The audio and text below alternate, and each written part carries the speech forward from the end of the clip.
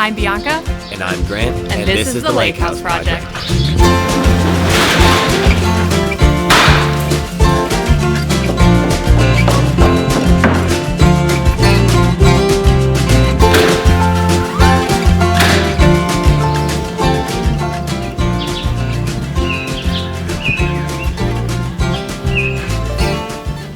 Hey everyone, today we're going to be going over a kitchen update on the Lake House project, and here's what it looked like when we first bought the place just a few months ago. And for those who haven't been following along on all the episodes, I just want to give a quick recap of what's happened so far. The first step was demo, and I think this kitchen did look really cute, especially back in the day, but we want to definitely modernize this lake house, but still keep its character and charm. And if you're interested in learning more about any of these steps in the process, I have a dedicated video on each of these on the channel in the Lake House Project playlist.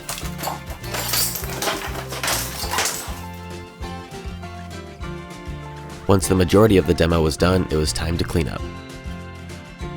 Then it was time to remove all that tile using a hammer drill and a crowbar. Next, we removed these two beams up above the kitchen which were supplying electrical to some lighting fixtures. However, these would be in the way of our new staircase. Speaking of that, here's us cutting the new hole for the staircase through the subfloor. We had to cut out two floor joists to make room, and then we put in some new rim joists on the sides to frame up for the new staircase. Then, after installing Durock across all of the first floor, we laid new tile. As there's already a ton of wood around the lake house, we didn't want to add more of it, so we thought tile would be the best floor option here.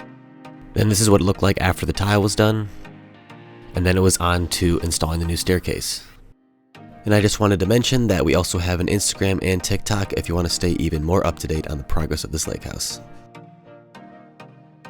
I really like the way that the staircase turned out, and if you want to see a more detailed breakdown of it, go and check out this video up in the right hand corner. So now that we're going to be putting the kitchen here, we weren't able to factor in this window into the design given how small the kitchen is becoming, and so therefore we're going to be putting up a sheet of plywood over top of the window so we can still mount cabinets here, and it's painted black on the other side. That way if you were to look in from the window from the outside, you don't really notice that there's a piece of wood there. So let's get to it. I'm a big fan of natural light, so I didn't want to have to cover up this window, but we already have tons of natural light coming into this house, so we thought covering this up was worthwhile to make the kitchen as big as possible. The next step was to add electrical and then drywall, and then it was time to start planning out the kitchen. For this one, we have the fridge on the far right, and then the oven to the left of that with a hood above it. We're going to put the dishwasher on the far left and a sink to the right of that. Then we have a beverage center going in to the right of the patio door. So hopefully this gives you a bit of an idea of what it will look like. And in order to maximize space, we're going to be going with double upper cabinets, so the total height of the kitchen will be about 9 feet, and therefore we had to take away some of this cedar siding on the walls in order to make room for the new cabinets. And this is where the beverage center will be going, and we wanted it to go flush up against the drywall and have the cedar butt into the side of it. So therefore we lined up our laser and then cut it away with an oscillating tool. The beverage cooler will go in between these two cabinets with a nice piece of quartz on top. Then the main kitchen cabinets were able to start being installed.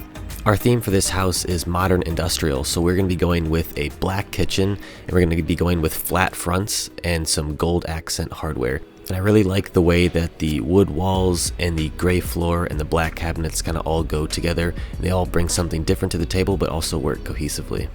Then the appliances could start getting installed. We went with the Cafe line by GE in the matte black finish. And this isn't my best work, but we cut a hole in the floor in order to run electrical to the island, and this will eventually be covered up with cabinets. We then unboxed our microwave, and I'll be doing a separate video on how to install a trim kit if you're interested.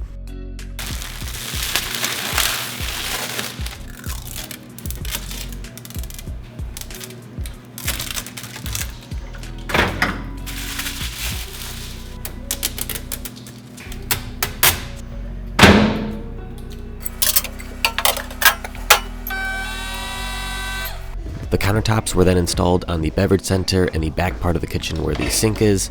We went with a black quartz and a leather finish, and I think it looks really nice and I like this texture. And for the island, we were planning on doing a hickory waterfall with a little bit of an overhang so you can sit at bar stools. However, our carpenter backed out last minute, and so I actually may need to build that myself. So look for that in a future video potentially. So now let's take one look back at what the kitchen used to look like. And here's what it looks like today.